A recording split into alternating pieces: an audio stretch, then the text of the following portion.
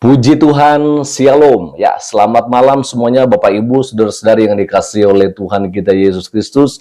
Dan saya berharap kita semuanya dalam keadaan sehat dan diberkati oleh Tuhan. Ya, di sini kembali berjumpa dengan saya Pastor Perianto Zamasi, yang dimana di channel ini Bapak Ibu saudara-saudari sudah sangat jarang saya mengupload video dan apalagi melakukan live streaming, yaitu disebabkan oleh karena memang signal atau internet ya di tempat saya itu sangat terganggu sekali ya, sehingga ya baru kali ini boleh upload video.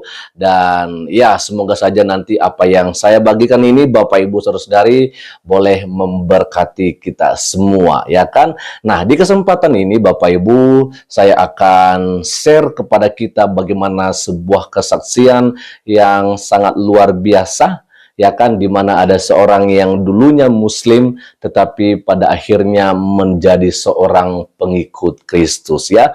Tentunya saya ingin memberikan sebuah disclaimer bahwa kesaksian-kesaksian seperti ini kita bagikan ya adalah sebagai motivasi bagi kita sebagai anak-anak Tuhan, bahwa agar kita senantiasa menjadi seorang pengikut Kristus yang tetap setia kepada Tuhan, ya kan? Jangan sampai kita yang pada akhirnya meninggalkan Tuhan oleh karena situasi dan kondisi yang kita boleh alami hari-hari ini, ya kan ya? Nah, kalau kita boleh melihat ada ya yang dari saudara kita yang dulunya beragama Islam dan kemudian menjadi seorang pengikut Kristus, ya tentu ini adalah sebuah penguat bagi kita Bapak Ibu saudari, bahwa memang hanya satu juru selamat ya kan.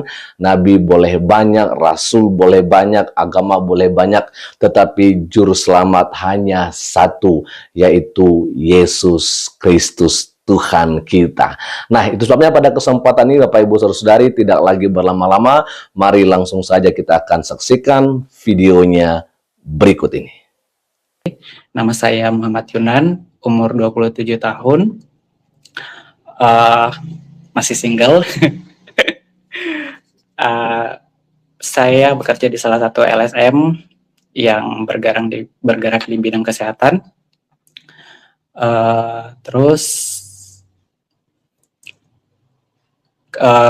Langsung saja ke poin yang nomor 2, yaitu kehidupan sebelumnya.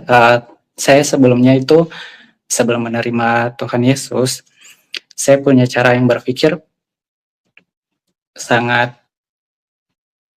keras, tidak menerima pendapat, terus pokoknya dari hal-hal yang saya rasa berbau rohani itu, saya tidak bisa menerima itu. Tapi seiring berjalannya waktu, saya pernah bertemu dengan salah satu teman saya. Dia orangnya baik, penuh kasih. Ketika dia punya masalah, dia bisa menyelesaikan dengan kepala dingin, tidak menimbulkan amarah. Jadi dari situ saya banyak belajar untuk membandingkan dirinya saya. Saya bilang, kenapa dia bisa seperti itu walaupun kadang sudah diremehkan orang, tetap dia hidup dengan penuh kasih. Sampai suatu waktu saya pernah sharing-sharing sama dia. Saya mulai bertanya, kakak, kalau misalkan kakak dapat sesuatu masalah, kakak bisa menyelesaikannya dengan hal yang bagaimana?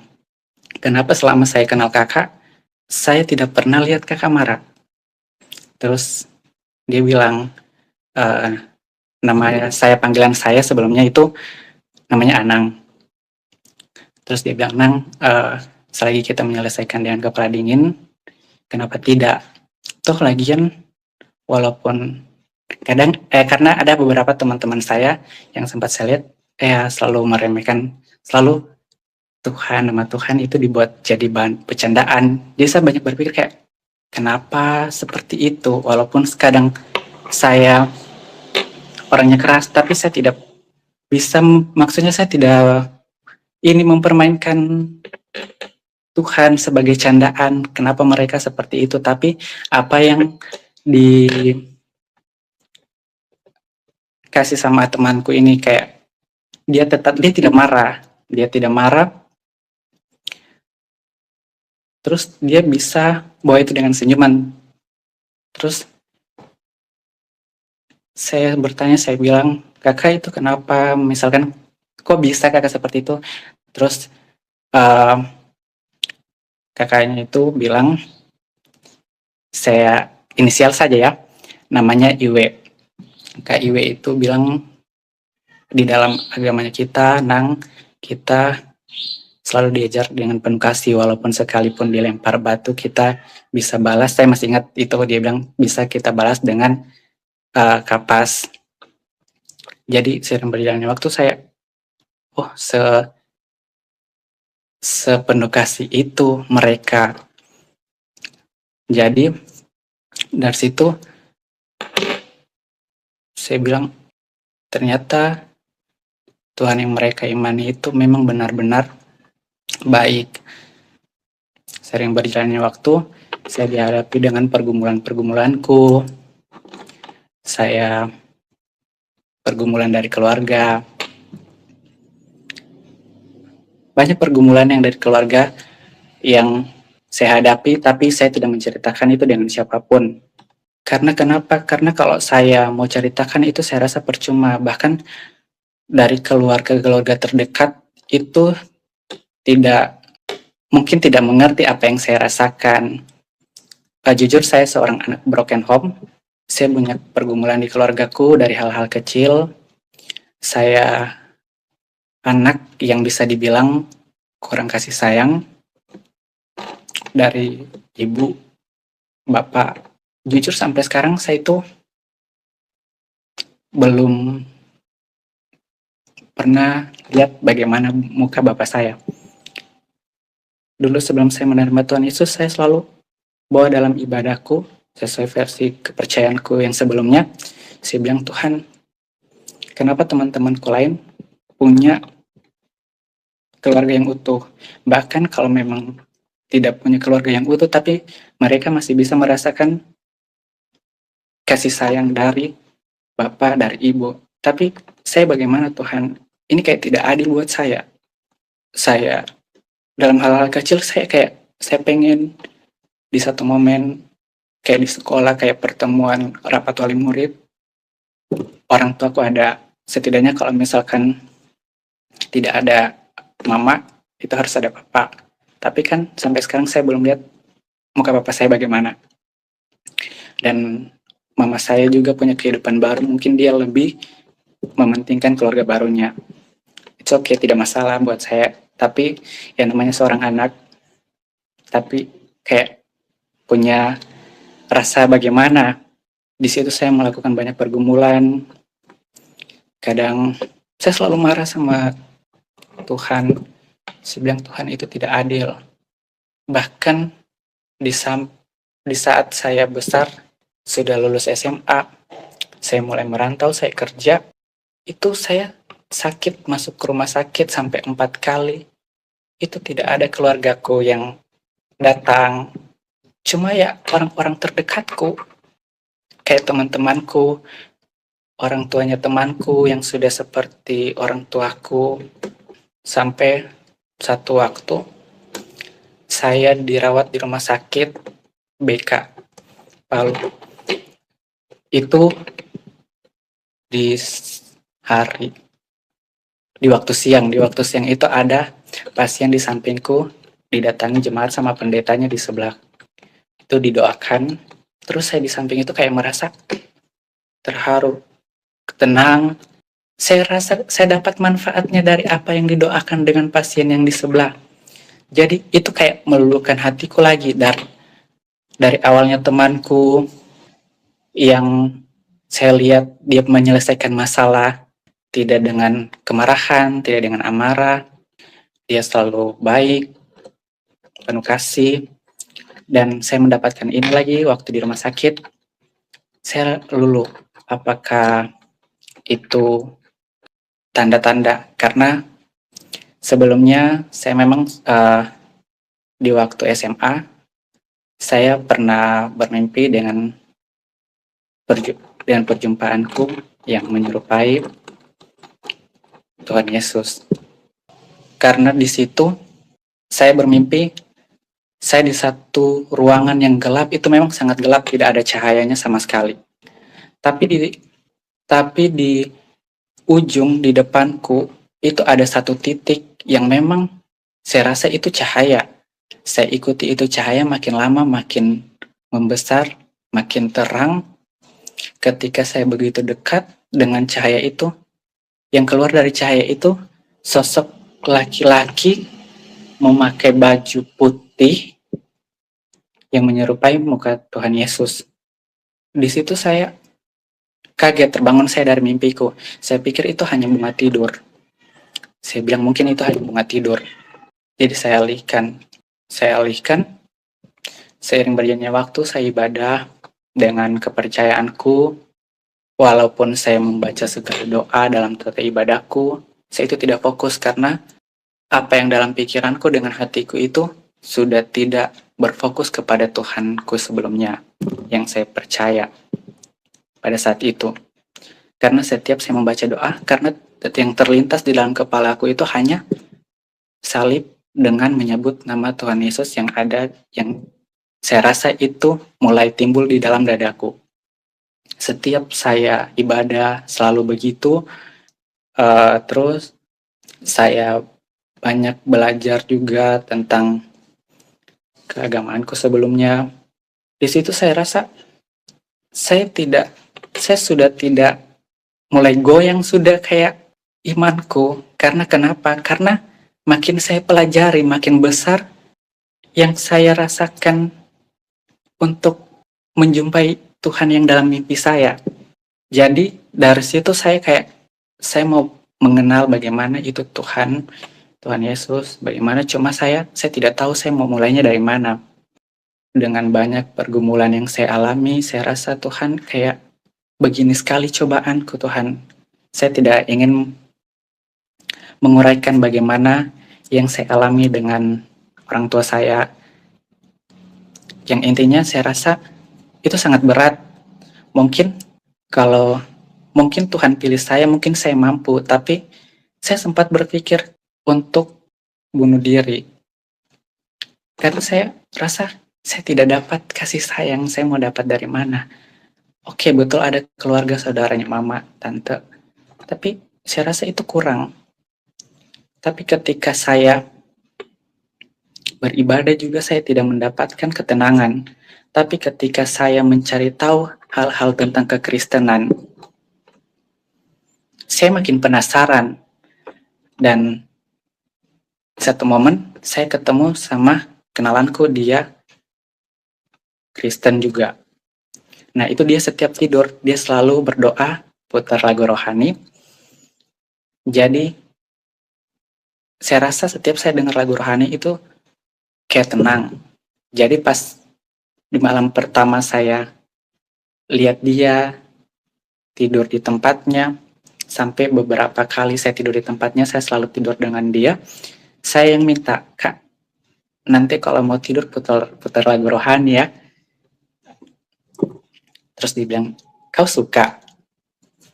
Saya bilang, saya tenang kalau dengar itu, Kak. Terus dia bilang, memang apa yang kau rasakan? Saya rasa tenang karena setiap lagu, setiap kalimat yang ada di dalam lagu itu, saya rasa apa yang jadi beban pikiranku, apa yang menjadi beban di dadaku, itu saya rasa kayak dirasa dikasihi oleh Tuhanmu.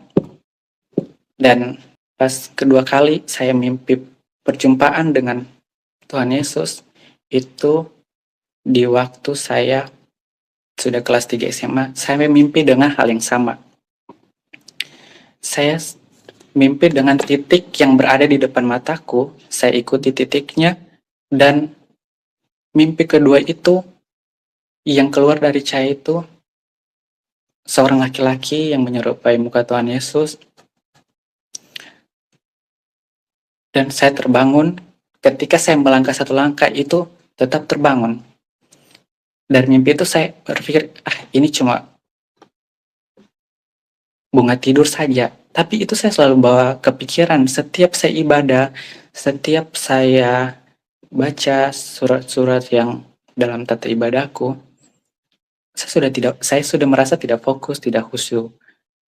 Karena saya selalu membayangkan salib dan mukanya, dan selalu saya membaca surat yang lewat mulutku, tapi di hatiku itu selalu berbesar hati untuk mengatakan Yesus, Tuhanmu adalah Yesus. Tuhanmu adalah Yesus. Seperti itu. Sampai saya putuskan untuk saya tidak sholat. Karena saya rasa saya percuma beribadah, tapi ibadahku tidak khusyuk. Di situ selama 6 bulan, dari Desember sampai Mei, itu saya tidak pernah ibadah, dan saya memutuskan di bulan Juni 2024 saya masuk gereja. Awal mula saya masuk gereja itu, saya sharing sama teman-teman yang di satu tempat kerjaku. Kebetulan ada 2 orang yang Kristen, dan salah satunya itu, yang cowok itu yang paling dekat dengan saya. Di situ saya bertanya, kakak ibadah di mana? Dia bilang di gereja yang di Jalan Wotwar. Saya bilang, Kak, boleh saya ikut kakak ibadah?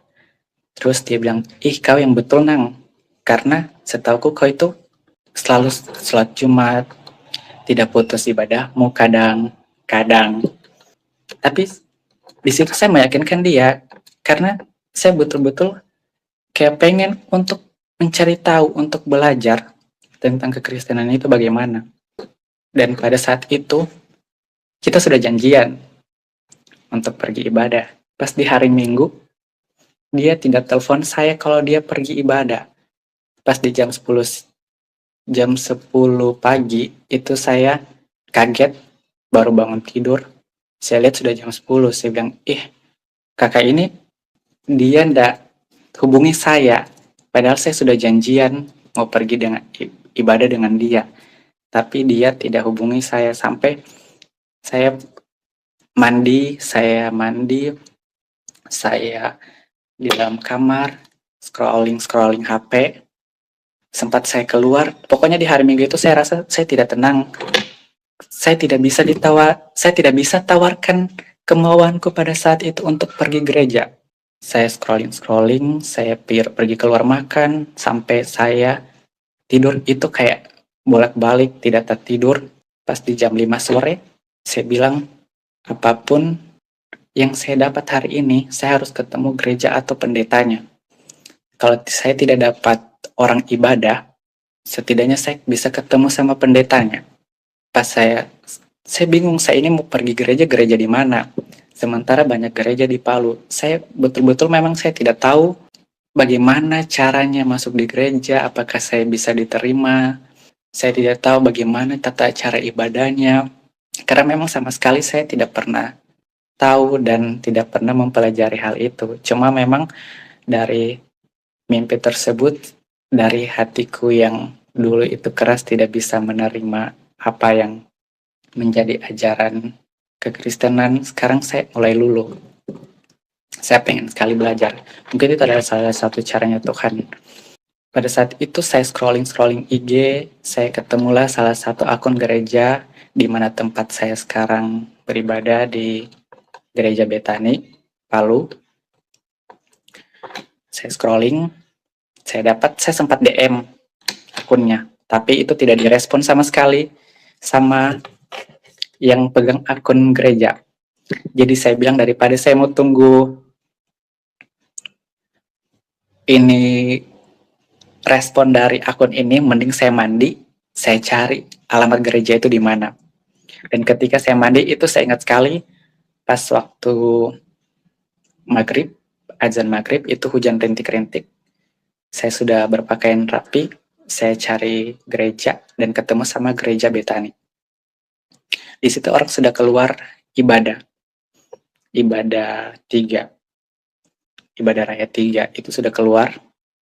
Jadi saya sempat lewat, terus hatiku kayak dipanggil, balik, kamu harus balik.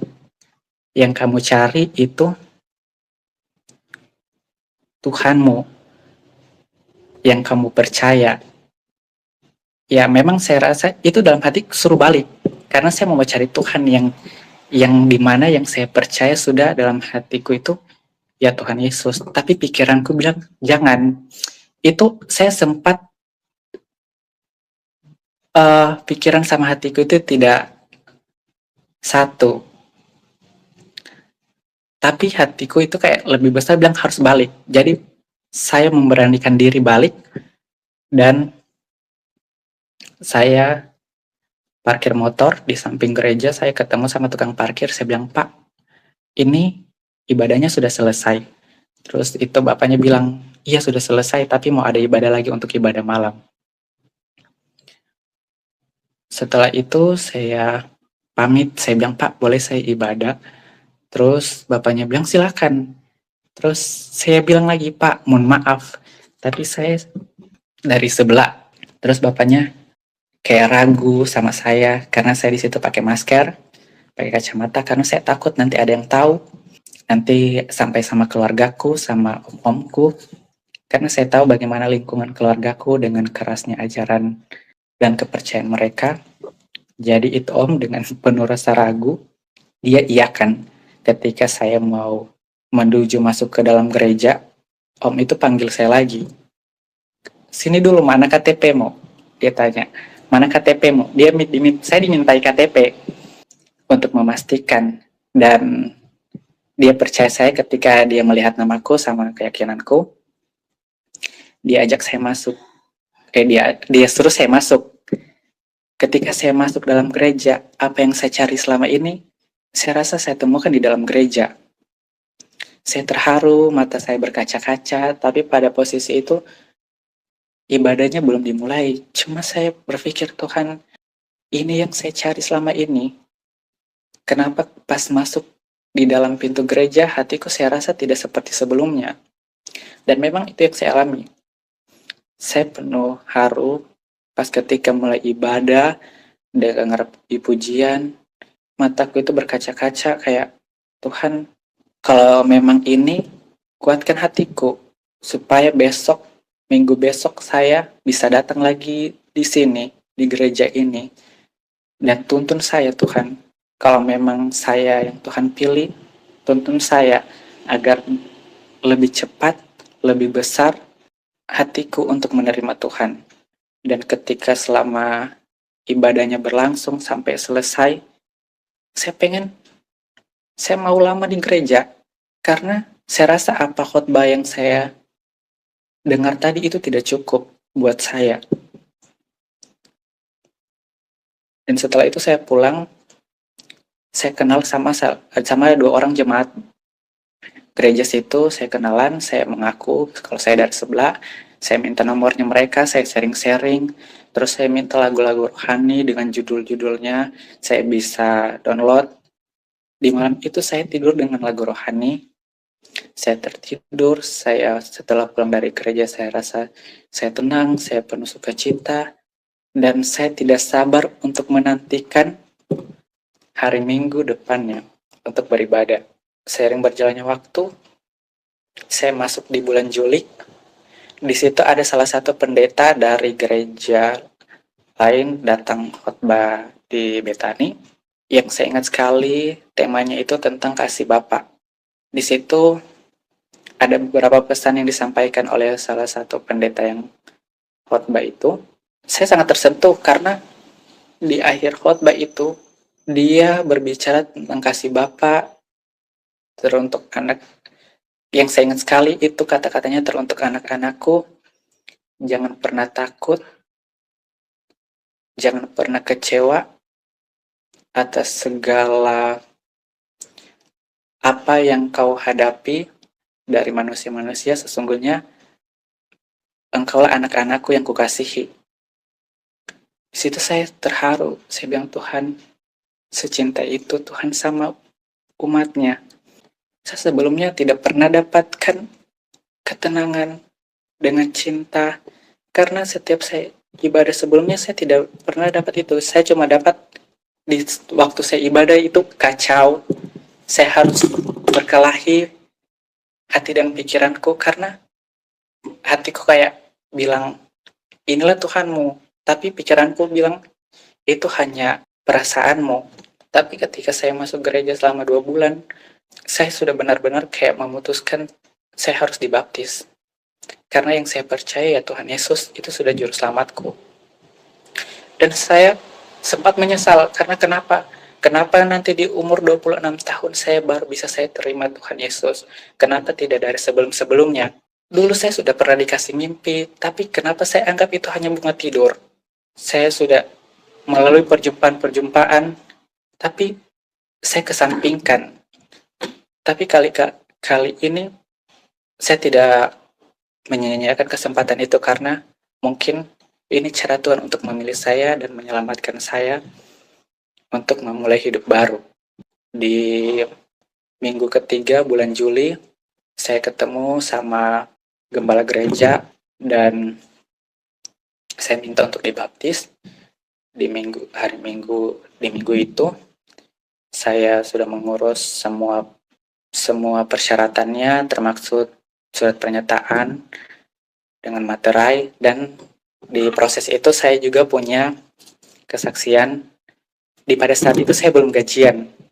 Uangku pada saat itu hanya 20.000.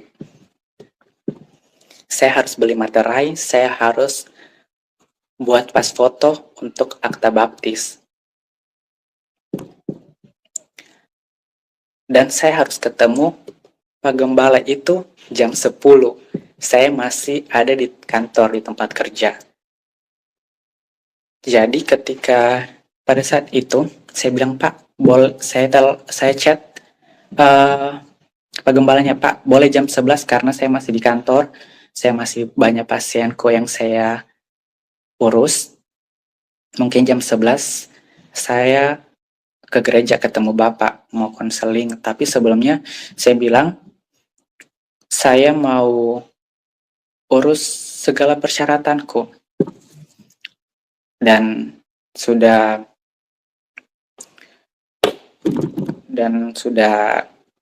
memutuskan perjanjian sama Pak Gembala. Dekat dari jam 11 ada satu pasienku yang telepon, Kak, saya tidak bisa datang ke puskesmas untuk ambil obatku sisa 3. Dan hari ini saya tidak bisa datang karena memakan waktu dengan jarak ke Kota Palu. Saya bilang, oke, nanti saya bantu, saya kirimkan. Terus dia bilang, iya Kak, nanti ongkirnya boleh dibayarkan dulu, nanti saya ganti uangnya Kakak. Jadi saya berpikir uang 20.000 ini saya mau pakai, tapi ini pasienku juga, kalau saya tidak tolong obat ini, nafasnya, hidupnya, saya tidak mau berdosa dan lalai dengan pekerjaanku. Kasihan ini bertaruh hidup. Obat dia bergantung dengan obat. Jadi dengan besar hati, saya harus pakai uang itu dan saya kirimkan obat lewat agen pengiriman. Pas setelah saya kirim bukti pembayaran sama pasienku bilang, Kak, boleh minta nomor rekeningnya Kakak? Terus saya sudah kasih, ternyata dia kirimkan saya uang nilainya 200.000. Itu kayak berapa kali lipat dari uang yang saya pakai. Dari situ saya bersyukur sekali, saya langsung bersyukur, Tuhan, terima kasih. Karena Tuhan tahu apa yang saya butuhkan. Tuhan tahu apa yang saya urus pada hari ini. Di situ saya datang ke studio untuk cuci pas foto, buat surat pernyataan, beli materai, terus saya ke gereja. Di situ saya sudah mau tanda tangan di surat pernyataan dan saya sudah dikonseling. Setelah dikonseling 2 kali konseling, saya menunggu hari di mana saya dibaptis. pada hari Minggu itu, saya dibaptis siang dan saya ikut ibadah raya jam 10, itu ibadah raya 2. Di situ kayak hari itu memang beda dengan hari-hari yang lain. Saya penuh rasa haru. Saya selalu terulang kayak, Tuhan, saya umur 26 tahun loh. Tuhan sudah kasih saya mimpi 2 kali. Tuhan sudah kasih saya kode-kode dari sebelumnya. Kenapa baru sekarang, Tuhan? Itu yang saya sesali. Dan bahkan sampai sekarang pun, kalau misalkan saya mau ingat hal itu, dalam posisi ini saya berbicara, saya masih menyesal. Kenapa? Kenapa bukan dari dulu? Kenapa baru sekarang? Dan ketika saya dibaptis, saya merasa hidupku itu jauh lebih baik dari sebelumnya. Dan pas waktu saya dibaptis selam, di situ saya berdoa sama Tuhan. Tuhan, saya percaya Tuhan lah Tuhanku, Yesuslah Tuhanku. Jika memang Engkau mengajarkan saya dengan kasih, tolong bukakan hatiku untuk memaafkan segala luka di masa laluku, entah itu dari orang-orang sekitarku, keluargaku, dan apapun itu Tuhan. Tidak ada rasa marah, dendam, atau hal-hal apa. Saya berdoa, saya ditenggelamkan di air baptisan, pas saya dibangkitkan dari dalam air, saya merasa itu jauh lebih tenang. Tapi di situ saya terharu, saya beda. Saya bilang, Tuhan, sudah ini yang saya tunggu dari 2 bulan sebelumnya. Tapi saya di situ penuh kekhawatiran. Karena kenapa? Karena ketika saya memutuskan untuk dibaptis, saya belum ada bilang ke satupun keluargaku kalau saya itu masuk gereja mau dibaptis. Dan ketakutanku itu jangan sampai keluargaku tahu. Kalau keluargaku tahu, kota Palu itu tidak jauh untuk mereka jangkau. Ketakutannya nanti ada yang lihat dia lapor sama keluargaku, dan keluargaku datang cari saya, terus keluargaku datang ke gereja untuk marah. Saya tidak mau hal itu terjadi. Dan 3 bulan berlalu, saya dibaptis. Di bulan Oktober, saya memutuskan untuk resign dari tempat kerja saya mencari tempat kerja baru. Dan saya dapat pekerjaan waktu itu di Jogja. Saya terbang ke Jogja untuk kerja di sana. Terus dari situ saya dimutasikan ke Manado untuk 2 bulan. Dan di Manado itu ada beberapa teman-teman saya, Kristen juga, dan saya setelah dibaptis saya sempat cerita sama mereka. Dan saya bilang, Kak, saya tidak punya tempat tinggal nanti untuk di Manado. Kira-kira saya ada tidak bisa dibantu untuk kosku atau apa. Tapi kalau bisa di tempat yang aman, karena di Manado itu ada keluargaku. Dan ada salah satu temanku, dia punya tempat tinggal di perumahan, itu daerah Minut. Saya tinggal di situ, dekat gereja juga. Dan di situ kali pertama saya Natal di Manado. Nah, H-5 di situ saya ditelepon sama tanteku. Dia bilang, Nang, tante dapat kabar kalau kemarin Anang di Palu masuk gereja.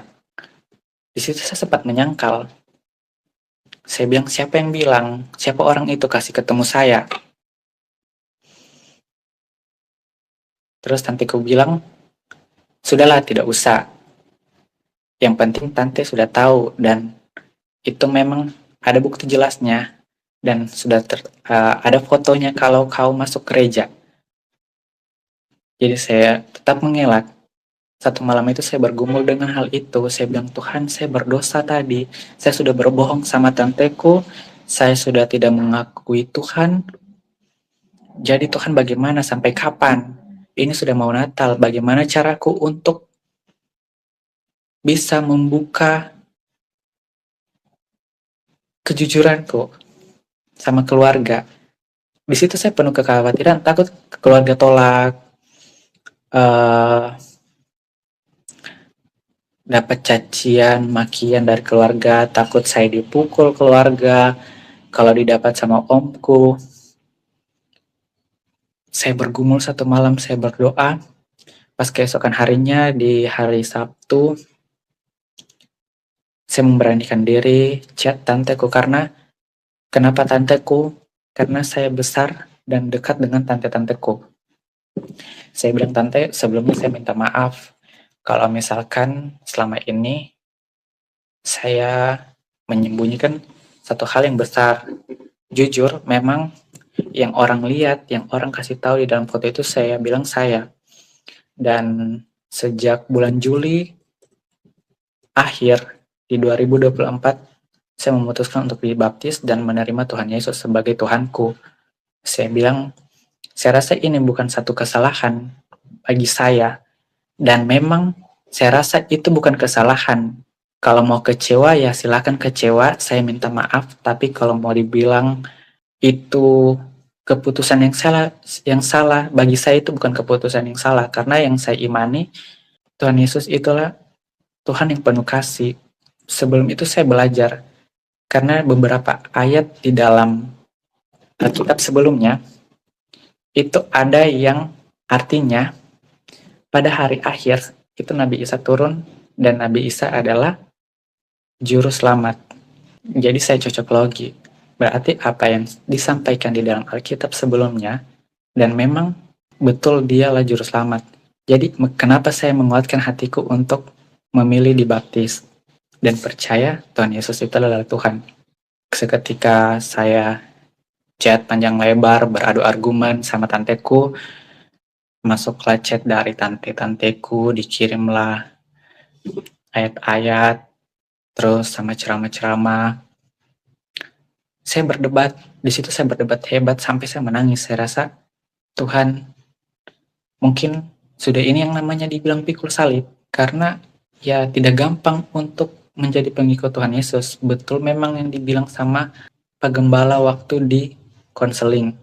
Dari situ saya tidak ada rasa kayak untuk reaksiku untuk kayak patah semangat, lemah imanku, tidak. Tapi saya makin semangat karena saya berpikir begini, kalau memang Tuhan tidak baik, Tuhan tidak membawa saya sampai di tempat ini. Dan di tempat ini keluargaku tidak tahu saya. Karena yang keluargaku tahu saya ada di Jogja. Saya banyak tekanan, banyak diteror dari keluarga-keluarga melalui chat, telepon yang sama sekali saya tidak pernah gubris karena saya pikir ya percuma. Walaupun kita berbicara panjang lebar, ya pasti tidak akan diterima.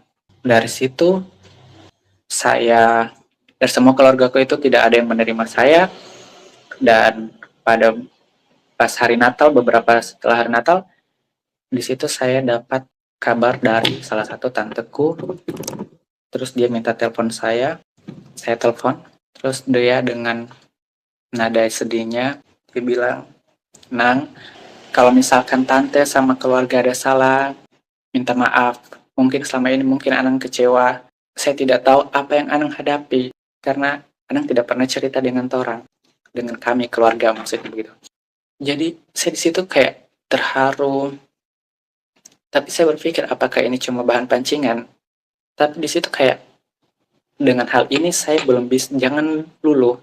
Karena kenapa? Karena nanti saya takut ketika saya memberanikan diri untuk tampil terus kayak muncul di depan keluarga, saya pasti jadi bulan-bulannya keluarga kayak dicaci, dihakimi. Jadi saya bilang, tante, dimanapun saya sekarang, saya sudah nyaman. Apapun keputusanku, saya bilang, tolong jangan pernah diganggu apa yang saya yakini sekarang. kita bicara-bicara banyak, mungkin tentang keluarga saya tidak bisa juga harus mau ceritakan secara detail, takutnya nanti akan menjadi masalah ketika didengarkan sama pihak keluarga. Di situ sampai saya bingung, sempat bingung. Karena kenapa? Karena di situ saya merasakan kayak saya diperhatikan, saya dikasihi, saya sempat goyang. Tapi saya berpikir, bernegosiasi lagi dengan diriku sendiri. Tuhan sudah tempatkan kau di sini, itu Tuhan sudah baik. Manusia pasti banyak tipu dayanya. Jadi saya berpikir kayak, oh mungkin ini hanya umpan, atau saya bisa balik sama keluarga, saya bisa lock out lagi dari keyakinanku sekarang. Tapi saya tetap kekeh, dan sampai sekarang kalaupun saya ditawari dengan apapun, karena jujur bukan mau cari muka, karena dalam hatiku saya rasa saya sudah secinta itu sama Tuhan. Dan sampai sekarang pun apapun yang saya alami, saya dalam pencobaan, saya tetap bersyukur karena sampai pada saat ini saya masih Tuhan kasih berkat. Dalam hal kecil apapun itu saya syukuri. Bahkan sampai detik ini Tuhan masih kasih saya nafas, itu saya rasa itu berkat. Dan pada saat itu saya sudah memutuskan kontak biar saya rasa saya aman. Karena saya pernah di chat terakhir sama nomor baru, kakak dengan chatnya itu, kakak hati-hati karena Om lacak kau pakai Cyberpolda. Titikmu terakhir ada di Manado. Om suruh cari orang untuk cari kau di situ. Nanti kau dibawa pulang. Jadi saya takut. Saya takut di situ. Saya berdoa lagi sama Tuhan. Tuhan, begini sekali kak perjalanannya. Saya berdoa dengan pergumulan-pergumulanku. Saya sudah ketakutan. Tapi di sela-sela itu Tuhan selalu kayak menampakkan diri di dalam hatiku. Percaya sama saya, percaya sama Tuhan, pasti Tuhan kasih jalan. Pas saat itu di tanggal 30, saya di telepon dari tempat kerjaku, saya dimutasi ke Bali. Tanggal 30 itu saya harus dimutasi ke Bali. Ya. Jadi saya sudah dipesankan tiket, pas di bandara saya patah kartuku, saya ganti nomor baru, WA baru, sama sosmed baru, supaya keluargaku tidak tahu di mana keberadaanku dan lokasiku yang terbaru. Karena saya rasa dengan keputusanku itu, saya merasa tidak terusik lagi. Dan setelah di Bali malam tahun baru, saya rasa saya hampa. Karena kenapa saya bilang hampa? Karena saya pindah-pindah gereja, saya rasa saya tidak bertumbuh imanku. Saya mau bergabung dengan komunitas gereja, saya harus belajar dengan lingkungan di sekitarnya lagi, dan bertemu orang-orang baru lagi. Pada saat malam tahun baru, saya berdoa sama Tuhan. Tuhan, kalau memang ini jalannya Tuhan, Tuhan takdirkan untuk saya di sini, saya terima dalam hal apapun Tuhan dengan senang hati. Tapi kalau memang Tuhan menyiapkan tempat lain untuk saya, tolong disegerakan untuk saya berpindah, dan harapanku itu bisa pindah ke Palu ulang. Walaupun saya tahu di Palu dekat dengan keluargaku, tapi setidaknya Tuhan bisa meluluhkan hati-hati keluargaku dan bisa mulai menerima saya. Apa yang Tuhan pakai untuk dari saya di sisa hidupku, Tuhan, untuk melayani Tuhan. Tuhan, kalau memang Tuhan mau, pakailah Tuhan. Dalam doaku seperti itu, pakailah Tuhan, dan tolong bimbing saya menjadi pribadi yang lebih baik lagi. Setelah itu, saya berdoa, saya dengar lagu-lagu rohani, karena setiap saya merasa khawatir, saya selalu dengar lagu rohani, selalu rasa dadaku jauh lebih tenang, seperti saya rasa kasih Tuhan, kasih Bapa. Dan di bulan, sering berjalannya waktu, di bulan April 2025 itu saya targetku untuk stay di Bali itu sudah clear. Jadi saya bisa pindah wilayah, bisa tinggal dan balik pulang ke Palu. Dan saya minta itu dalam doaku. Jadi pas saya bermohon untuk juga mau ke Palu di ACC, saya sangat berterima kasih dengan Tuhan. Setelah dari situ, pas di ulang tahun saya berdoa, Tuhan, saya sudah di Palu sekarang. Terima kasih Tuhan sudah berikan saya umur panjang, Tuhan sudah jaga. Sekarang apa yang Tuhan minta dari saya? Tolong Tuhan kasih pencerahan bagaimana cara saya untuk melayani Tuhan dengan hal apa. Di satu doaku begitu, dan sampai sekarang puji Tuhan saya bergabung dengan pelayanan di gereja Betani. Saya banyak belajar dari orang-orang di sekitar dan saya mendapat keluarga juga di sana, keluarga rohani, dan banyak menuntun saya dalam proses iman saya. Dan harapanku ke depannya saya bisa jadi manusia yang lebih baik, saya bisa jadi terang untuk keluargaku, dan keluarga-keluargaku semuanya bisa menerima saya. Karena untuk sekarang baru mama sama om dan tante, baru 3 orang itu yang terima saya di keluarga, dan yang lain masih belum terima dengan keputusanku. Saya sedih sebenarnya, karena saya merasa sudah terlalu jauh dari keluarga. Tapi kalau untuk mau disuruh pilih, saya lebih pilih Tuhanku, yang saya percaya sekarang. Karena Tuhan itu sudah terlalu baik buat saya. Bahkan dalam perjalananku beberapa tahun, jatuh bangunnya saya, dari saya tinggalkan apa yang saya punya, saya pindah ke Jogja, saya jual semua apa yang saya miliki dari hasil kerja kerasku, dan saya memulainya dari nol. Dan sekarang Tuhan kembalikan saya di Palu dengan rezeki-rezeki yang baru. Rezeki tidak selalu membicarakan tentang uang, teman, apapun itu.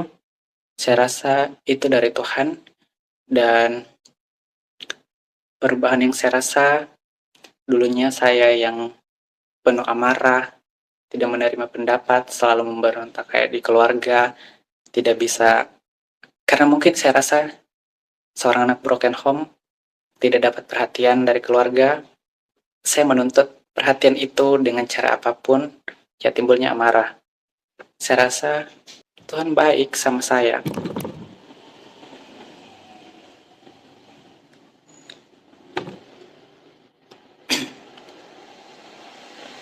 Dan harapan saya semua keluarga bisa terima saya nanti ke depannya bagaimana, dan saya bisa berkumpul bersama keluarga lagi walaupun sudah berbeda kepercayaan. Terima kasih.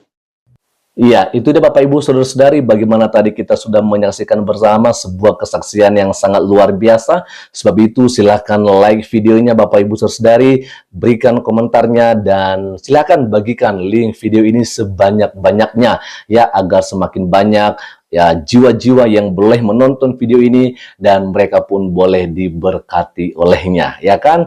Tujuan dibagikannya daripada video ini Bapak Ibu Saudara-saudari, agar ini menjadi sebuah motivasi bagi kita sebagai umat Tuhan, sebagai anak-anak Tuhan, ya, agar kita semakin hari semakin mengasihi Tuhan, ya, semakin cinta akan Tuhan Bapak Ibu Saudara-saudari, karena ya kembali pada waktunya Tuhan. Jikalau mungkin dulunya ada orang-orang yang benci kepada kita, yang benci kepada Yesus Kristus Bapak Ibu Saudara-saudari, tetapi ketika Roh Allah bekerja dalam setiap hati mereka, pada waktunya Tuhan memanggil mereka, dan mereka pasti akan menjadi seorang pengikut Kristus. Sebab itu, mari kita sebagai anak-anak Tuhan, sebagai seorang hamba Tuhan, mari kita tetap senantiasa memberitakan Injil kepada siapapun juga. Mereka mau terima, puji Tuhan, luar biasa. Dan kalaupun mereka tidak mau terima, itu tidaklah menjadi masalah bagi kita, dan kita tidak boleh memaksakan mereka, karena kita terlalu percaya kalau sudah di waktu yang Tuhan tetapkan, maka orang-orang yang sekeras hatinya itu begitu luar biasa sekalipun Bapak Ibu Saudari, maka Tuhan akan membuat hati yang keras itu menjadi lembut, ya, dan mereka boleh mengenal Tuhan, yang menerima Yesus sebagai Tuhan dan Juru Selamat dalam hidup mereka. Tugas kita adalah memberitakan Injil. Jangan pernah bosan-bosan, jangan pernah merasa jenuh, ya kan? Karena memang itu adalah tugas kita sebagai seorang hamba Tuhan. Ya, di kondisi di mana kita ada sekarang ini adalah tentunya kita harus semakin hari semakin giat untuk senantiasa mendekatkan diri kepada Tuhan, ya kan? Semakin giat untuk mau melakukan ya apa yang Tuhan inginkan dalam kehidupan kita, sehingga lewat kehidupan kita bukan hanya kita saja yang diberkati, Bapak Ibu Saudari, tetapi biarlah lewat apa yang kita lakukan, orang-orang yang ada di sekitar kita pun mereka diberkati. Ya, itulah yang menjadi tugas kita. Sebab itu, siapapun yang mendengarkan video ini, ya, yang menonton video ini, sekali lagi saya ingatkan, silakan bagikan sebanyak-banyaknya Bapak Ibu Saudari, ya, tentu harapan kita agar semakin banyak jiwa-jiwa diselamatkan bagi kerajaan surga, ya. Dan itu saja yang bisa saya bagikan kepada kita semua pada kesempatan malam hari ini, dan kiranya Tuhan Yesus Kristus memberkati kita semua. Shalom.